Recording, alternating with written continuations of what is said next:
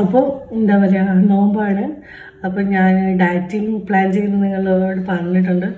അപ്പം ഞാൻ dieting plan ചെയ്യുന്നതിന് മുമ്പേ എനിക്കൊരു അന്ത്യാഭിലാഷം പോലെ, ലാസ്റ്റ് സപ്പർ പോലെ എനിക്ക് കഴിക്കണമെന്ന് ഏറ്റവും ആഗ്രഹിച്ച ഫുഡാണ് സൗദി ഷവായി.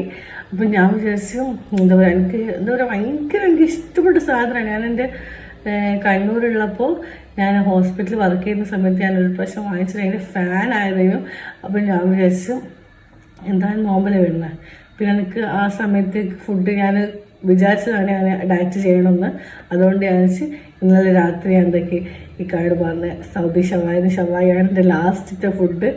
അത് മാത്രമേ ഞാൻ കഴിക്കുള്ളൂ. പിന്നെ ആ ഫുൾ ഡയറ്റ് കൺട്രോൾ ചെയ്യുന്നതാണെന്ന് പറഞ്ഞിട്ട് ഞാൻ സൗദി ഷവായിൽ പോയി. ഗായ്സ്, എൻ്റെ അമ്മോ എന്ത് ടേസ്റ്റാന്ന് നോക്കിയാൽ ആ ചിക്കൻ്റെ ഫ്ലേവർ.